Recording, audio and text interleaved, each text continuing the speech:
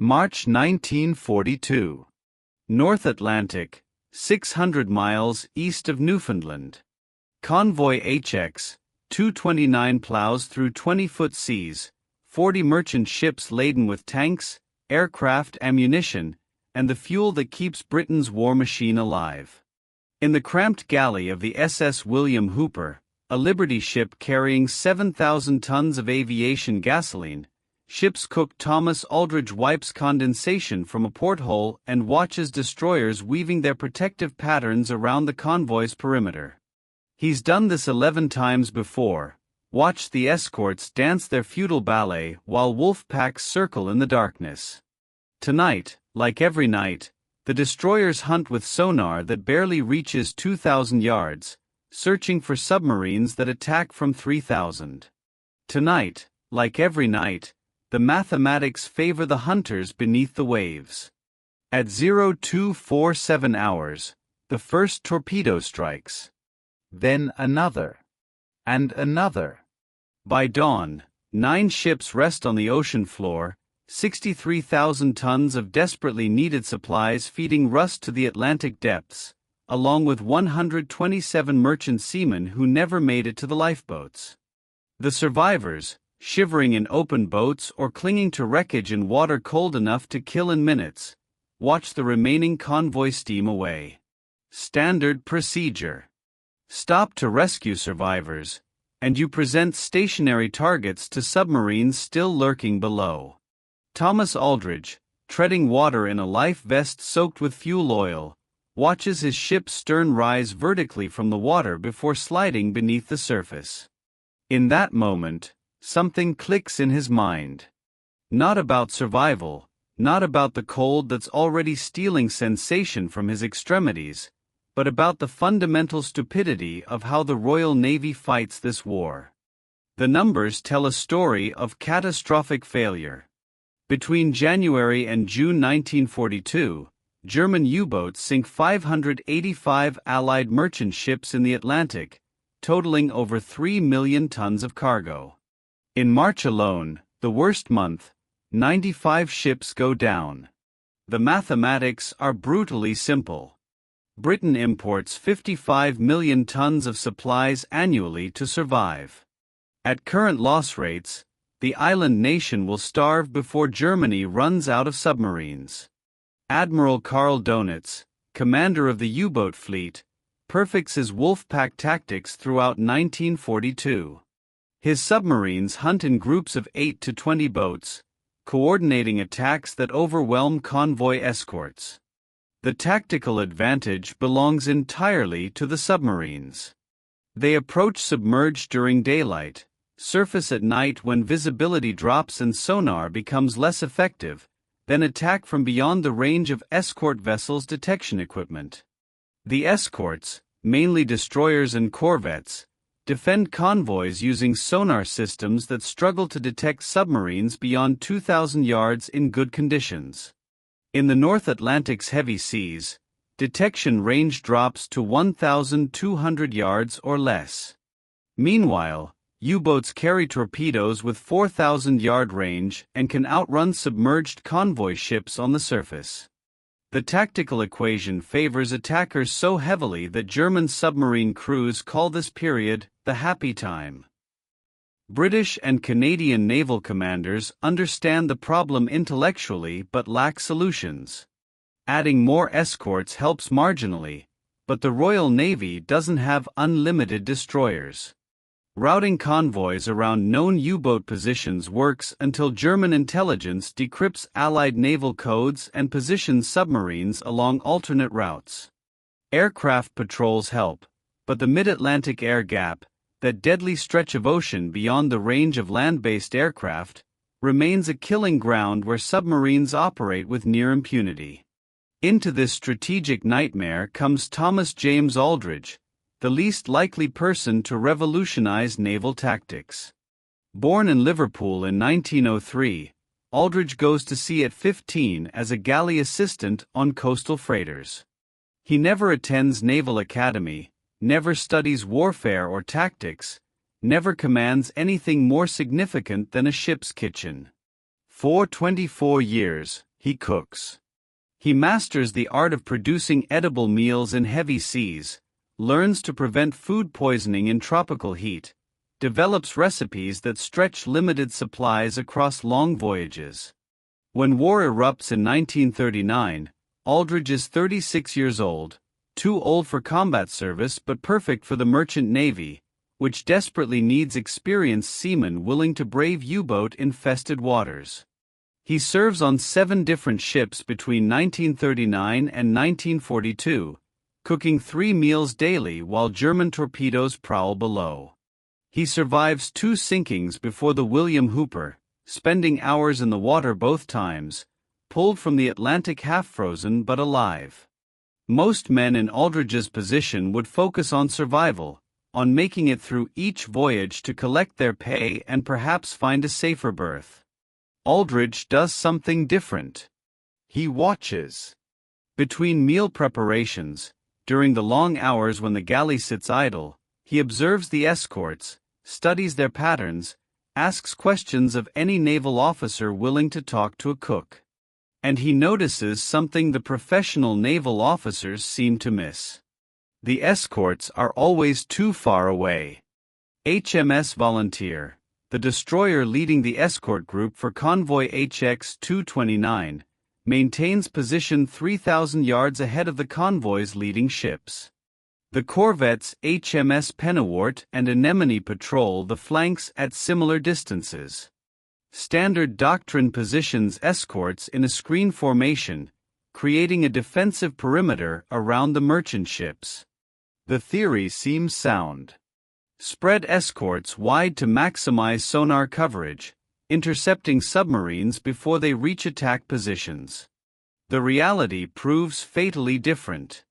Sonar, officially called ASTIC by the Royal Navy, operates by transmitting sound pulses underwater and listening for echoes from solid objects. In ideal conditions, laboratory perfect calm seas and perfect water temperature gradients, ASTIC detects submarines at 2,500 yards. In actual North Atlantic conditions, with thermal layers, heavy seas, and whale activity creating false contacts, effective range drops to 1,500 yards, sometimes less. A U-boat approaching on the surface at night, running on diesel engines at 17 knots, can cross 1,500 yards in 5 minutes. Once it submerges for attack, the submarine slows to 7 knots, and ASTIC has perhaps 6 minutes to detect, classify, and localize the target before torpedoes launch. German captains know this timing intimately. They time their approaches to minimize exposure to sonar, often attacking from the convoy's quarters, angles where escorts must choose between maintaining formation or breaking off to investigate contacts. The escorts face an impossible geometry problem. Position themselves close enough for reliable sonar detection, and they risk collision with merchant ships in the dark. Position themselves at safe distances, and submarines penetrate the screen before detection. Meanwhile, once torpedoes are in the water, traveling at 30 knots toward targets 2,000 yards away, escorts have perhaps 2 minutes to identify the attack and take action. Invariably, those 2 minutes prove insufficient. Aldridge, clinging to wreckage after the William Hooper sinks, watches the convoy's remaining escorts circle the area, their sonar pinging uselessly through water suddenly empty of submarines. The U-boats, having exhausted their torpedoes, withdraw to reload, already radioing other Wolfpack members to converge on the convoy's projected course. The escorts, having found nothing, rejoin the convoy, resuming their standard positions 3,000 yards from the merchant ships they're supposed to protect. And Aldridge, hypothermic and exhausted, thinks, what if the escorts were inside the convoy instead of outside it? The idea seems counterintuitive, almost nonsensical. Every naval tactical manual since the age of sail positions escorts on the perimeter, creating defensive screens. You don't put your warships in the middle of the merchant formation, you put them between the merchants and the threat. Except in this case, Aldridge realizes, the threat comes from below. The U-boats don't care about surface formations. They slide beneath the escorts, surfacing inside the convoy perimeter to attack from point-blank range where sonar becomes irrelevant. But if escorts operated within the convoy formation itself, submarines would encounter warships before reaching merchant targets. A U-boat surfacing for attack might find itself 500 yards from a destroyer instead of 3,000. At that range, even mediocre sonar gets reliable contacts. More importantly, at that range, the destroyer's deck guns become viable weapons. A U-boat forced to dive defensively cannot maintain attack position. The geometry reverses. Instead of submarines picking off merchants while distant escorts chase sonar ghosts, submarines must navigate through a gauntlet of escorts scattered throughout the formation. Aldridge, eventually rescued by a passing corvette, spends his recovery time in Halifax sketching formations on galley paper. He draws convoy formations with escorts positioned not around the perimeter but integrated into the merchant ship columns. He calculates rough distances and timing, using nothing more sophisticated than his observations and basic arithmetic. His sketches look wrong to anyone trained in naval tactics.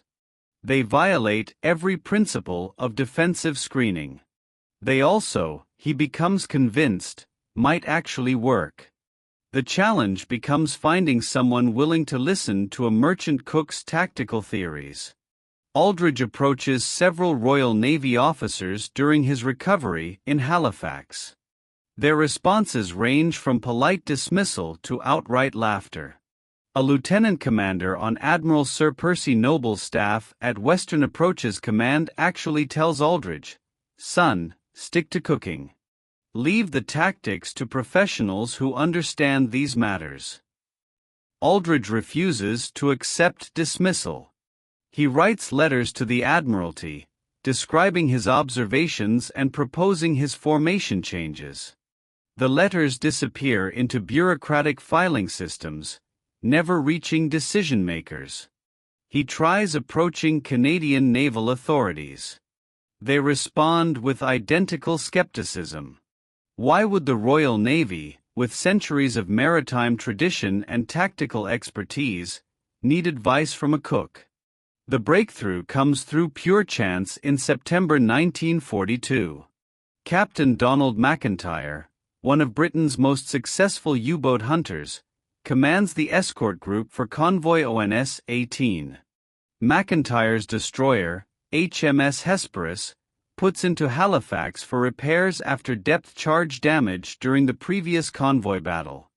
MacIntyre, frustrated by mounting losses despite his tactical skill, spends his time ashore reviewing after-action reports and seeking any edge against the U-boats. Aldridge, now serving on a new Liberty ship awaiting convoy formation, encounters MacIntyre in a Halifax waterfront pub. Through either courage or desperation, Aldridge approaches MacIntyre's table and asks if the captain has 5 minutes to look at some drawings. MacIntyre, perhaps amused by the audacity or perhaps simply bored with his fellow officers' company, agrees. Aldridge spreads his galley paper sketches on the pub table. He explains his observations, describing the geometry problem facing conventional escort formations. He walks MacIntyre through several scenarios, showing how U-boats exploit the gaps between perimeter escorts and merchant ships. Then he presents his alternative, escorts integrated into the convoy columns themselves. MacIntyre studies the sketches in silence for several minutes. Other officers at his table begin making dismissive comments. MacIntyre raises a hand for quiet, his eyes still fixed on Aldridge's crude drawings.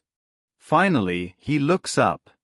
"This violates every tactical principle we teach at Dartmouth," MacIntyre says slowly. "It puts our escorts in collision risk with the merchants they're protecting.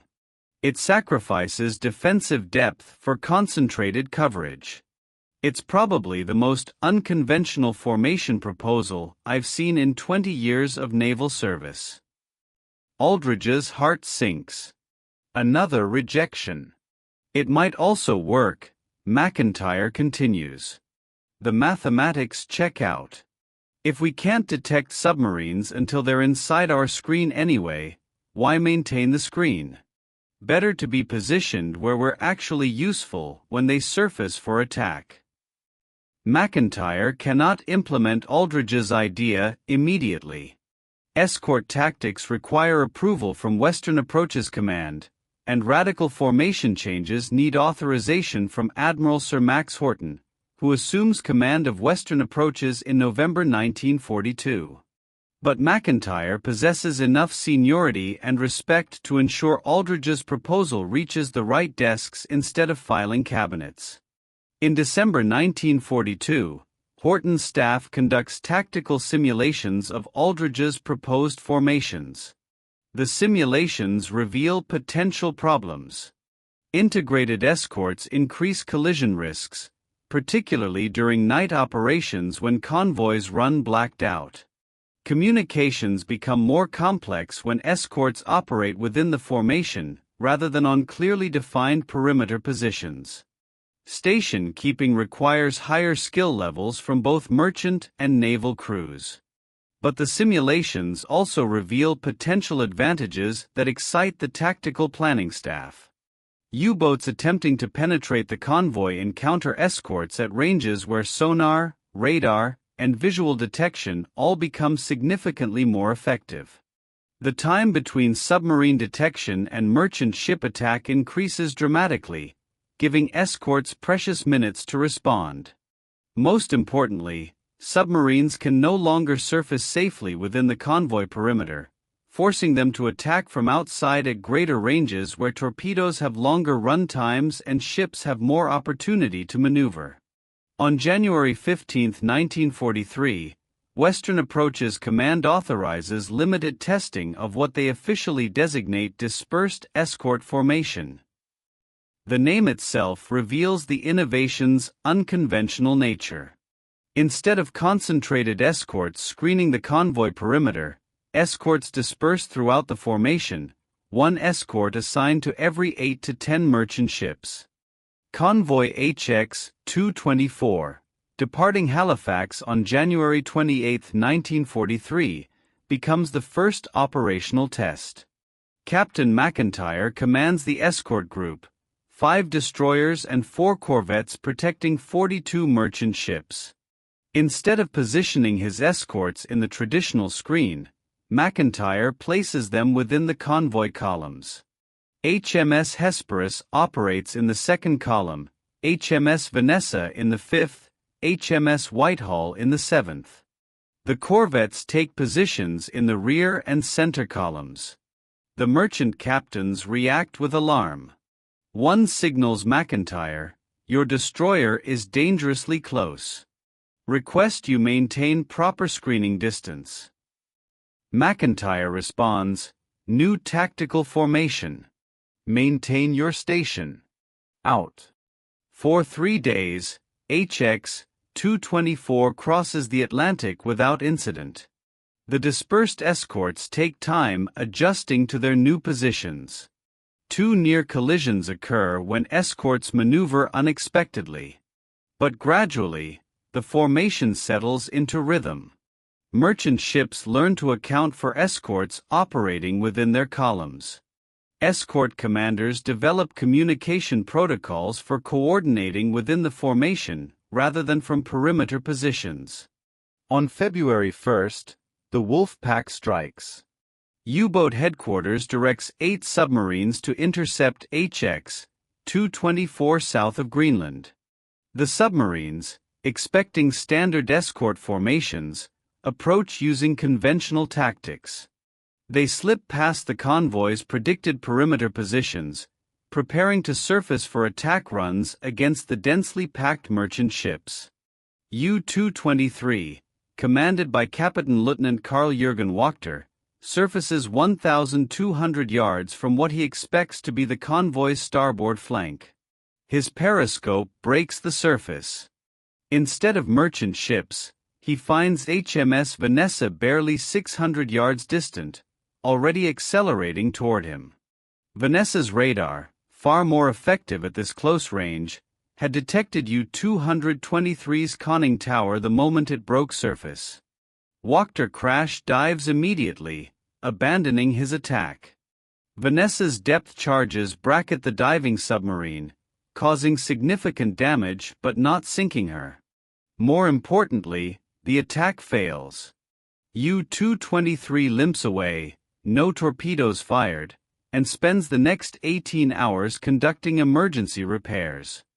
Similar encounters occur throughout the night. U-boats surface expecting to find empty water inside the convoy perimeter and instead encounter escorts at point-blank range.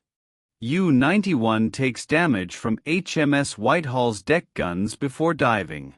U-456 aborts its attack when HMS Hesperus appears through the darkness less than 800 yards away. By dawn, the wolf pack breaks off. 8 submarines coordinating against a single convoy achieve 0 sinkings, a nearly unprecedented failure. MacIntyre's after-action report to Western Approaches Command includes a notable comment: the dispersed escort formation proved highly effective against submarine penetration. Enemy vessels consistently encountered escorts at ranges preventing successful attack. Recommend expanded testing and implementation. More significantly, MacIntyre's report includes a recommendation that Thomas Aldridge receive recognition for developing the tactical innovation. Western Approaches Command quietly ignores this recommendation.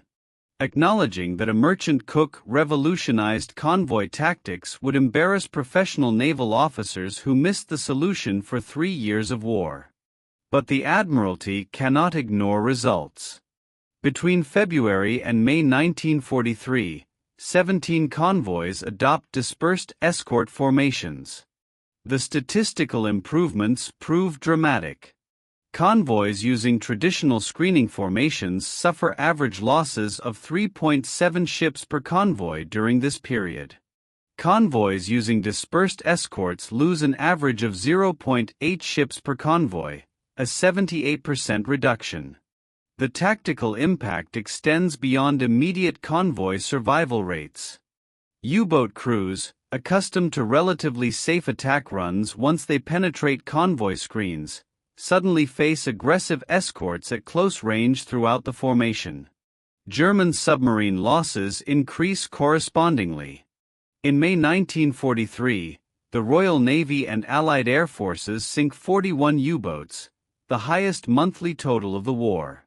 Admiral Donitz temporarily withdraws his submarines from the North Atlantic, conceding tactical defeat for the first time in the war. The dispersed escort formation becomes standard doctrine for Atlantic convoys by June 1943, contributing to the Allies' victory in the Battle of the Atlantic. Between June 1943 and May 1945, merchant ship losses dropped to roughly one-quarter their 1942 levels. Over this period, approximately 140,000 tons of cargo that would statistically have been sunk reaches Britain and Soviet ports, along with the irreplaceable merchant crews who would have died with their ships. The broader impact on the war proves difficult to quantify precisely, but certainly proves significant. Britain's survival depends on Atlantic supply lines. Every ton of cargo sunk represents food, fuel, ammunition, or equipment that cannot support military operations. The 140,000 tons saved by improved convoy tactics includes roughly 85,000 tons of fuel oil, 30,000 tons of food, and 25,000 tons of military equipment and ammunition. That fuel oil powers bombing raids over Germany, amphibious landing craft in Normandy, and tanks advancing through France. That food prevents rationing from collapsing into starvation. That equipment arms divisions preparing for D-Day. The tactical principles Aldridge identifies influence naval doctrine beyond World War II. Modern naval task forces routinely position escorts within formations rather than solely on perimeters, recognizing that threats can come from multiple vectors. The concept of dispersed, integrated defense rather than perimeter screening appears in air defense systems, convoy protection procedures, and even cybersecurity architecture. The underlying principle remains constant: put your defensive assets where threats actually materialize, not where doctrine says threats should appear. Thomas Aldridge receives no formal recognition during the war. He continues serving as a merchant ship cook, making 23 more Atlantic crossings between 1943 and 1945. He survives the war, returns to Liverpool, and works in merchant service until retiring in 1963. He never writes a memoir, never seeks publicity, never claims credit for revolutionizing convoy tactics. Captain MacIntyre mentions Aldridge briefly in his 1961 memoir U-Boat Killer, crediting a merchant seaman with proposing the dispersed escort concept. Naval historians, researching MacIntyre's papers decades later, identify Aldridge through correspondence and interview records. By then, Aldridge has died, passing away in 1971 at age 68, unknown outside his family and the small circle of merchant seamen who shared his convoys. The lesson Aldridge's story teaches transcends military tactics. Innovation frequently comes from unexpected sources, from people positioned to observe problems rather than people trained to solve them. Aldridge possessed no formal education in naval tactics, no professional credentials, no authority that would predispose anyone to take his ideas seriously. He possessed only observation, practical experience, and the audacity to believe his insights mattered despite his position. How many other innovations never materialize because the people who observe problems lack the authority or credibility to propose solutions? How many lives are lost? How many wars extended? How many opportunities missed because institutions trust credentials over observations, tradition over innovation, professional expertise over practical insight? The Royal Navy in 1942, facing catastrophic losses to U-boats, possessed every resource except the humility to listen to a cook. Admirals, tactical planning staffs, centuries of institutional knowledge, all failed to identify the geometric flaw in escort formations. Thomas Aldridge, standing in a galley watching destroyers dance ineffectively around convoys, saw what professional naval officers missed. His lack of formal training proved an advantage. He wasn't constrained by doctrine, wasn't committed to defending existing practices, wasn't invested in maintaining institutional prestige. And because one captain, Donald MacIntyre, possessed enough intellectual honesty to evaluate an idea based on its merit rather than its source, thousands of men who should have died in the North Atlantic lived instead. Ships that should have burned on the surface delivered their cargo. The war that should have lasted longer ended sooner. Thomas Aldridge died unknown, unrecognized, unremembered except by the handful of historians who later discovered his role. But the principles he identified, born from observation in a ship's galley, helped turn the tide of the Atlantic campaign and contributed to Allied victory in World War II. Sometimes the most profound innovations come from the most unlikely sources. Sometimes a cook really can save 140,000 tons of cargo and change the course of history. You just have to be willing to listen.